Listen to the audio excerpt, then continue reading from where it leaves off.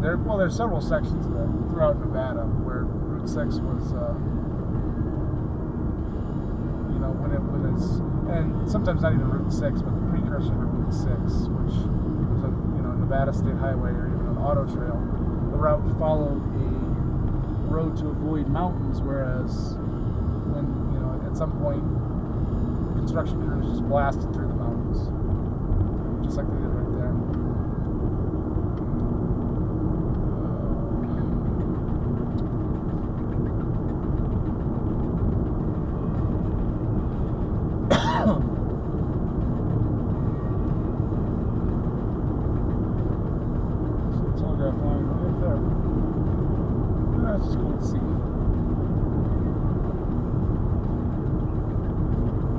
It's funny to me to think of somebody, 100 years ago, more than 100 years ago now, 150 years ago, coming out here and trying to put up telegraph lines, with no road, and having to, and it's not like they could chop down trees from nearby.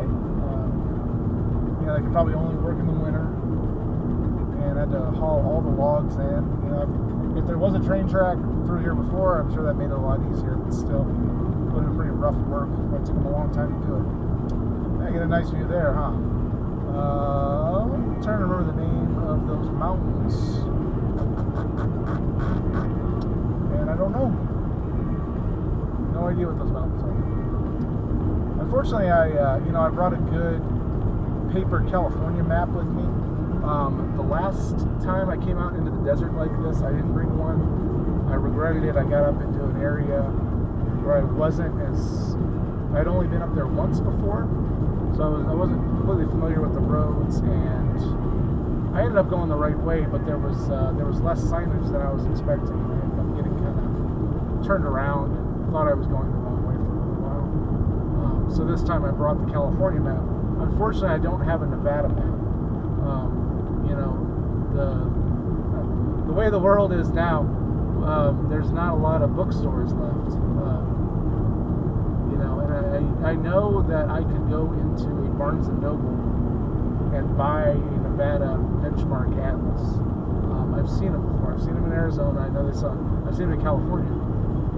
But there's no Barnes & Noble near me.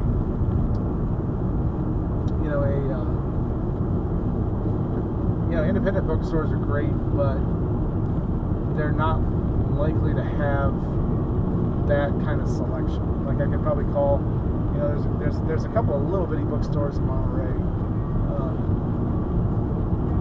and then there's a bigger one in Santa Cruz, and I could call them, but I think it's very low the chances of them actually having one. And really, if I had to drive to Santa Cruz to get it, I may as well just order it or drive to wherever the nearest Barnes & Noble is. Maybe Gilroy. I actually don't know where it is.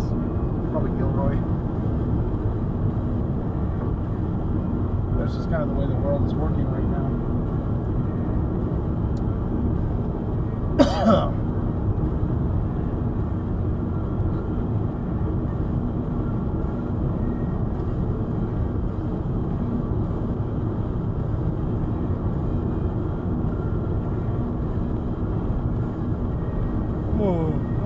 Doing, not using cruise control like a sucker.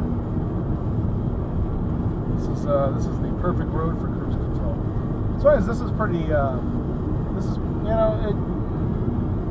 don't want to call it boring because the mountains are interesting and the desert's nice, but as far as Route 6 goes, the western portion I think is a lot less interesting than the eastern portion. Now granted, the eastern portion, when you get around Ely, and especially going towards Great Basin National Park, gets really, really nice and mountainous. There's some really big mountains out there. There's some lakes and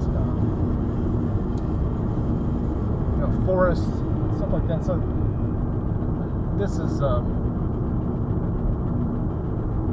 little dull for US 60s.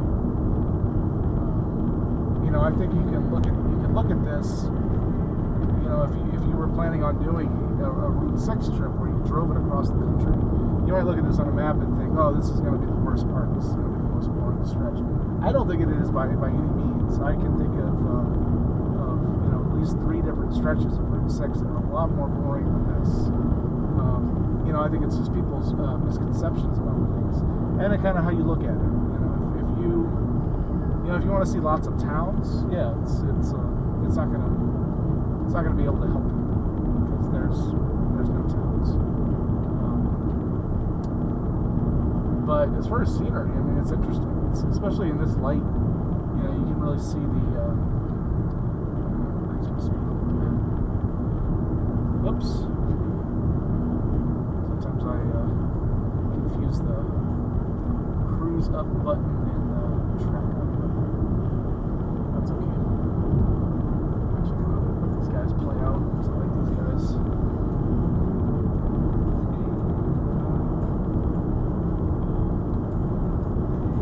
Well, yeah, this light has been very nice. It really espouses the colors. It brings out the colors of the mountains. Look at that one. It's just interesting to me how it looks. I guess geologists probably tell me it's exposing the different formations, but it's just interesting to see the red, the tan, and the black, just kind of all, almost like little pieces that you can pull out. Just a little bit of blending, merging, where they come together.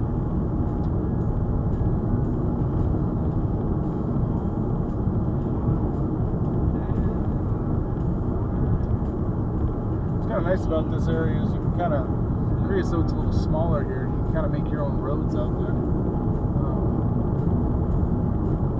It's just kind of a gravel.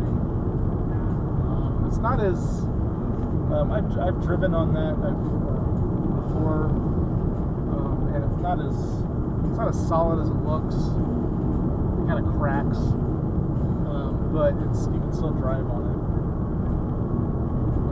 Obviously you got to be careful for sandy patches. I wouldn't necessarily drive over a creosote bush, but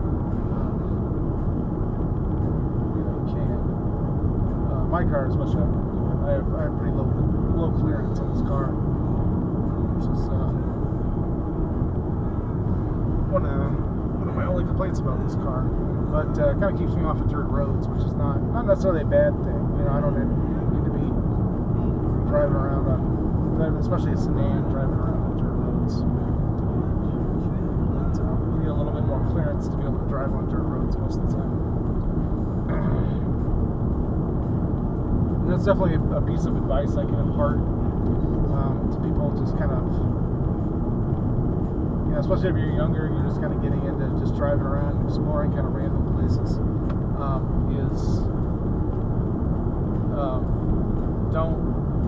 don't trust the maps on dirt roads. Don't trust that your vehicle is necessarily going to make it on a dirt road. You really kind of got to.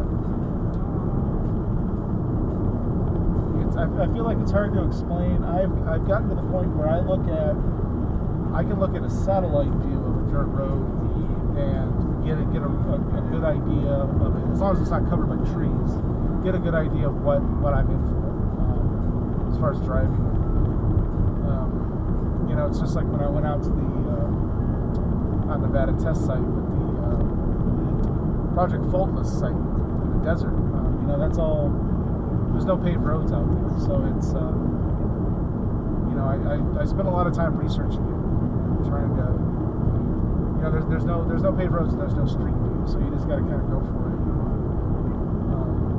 Try to make your own decisions on it, and also know when to turn around. If your car starts bottoming out, you hit sandy patches, unless you're pretty certain this is an isolated area because of a wash, which happens sometimes on dirt roads,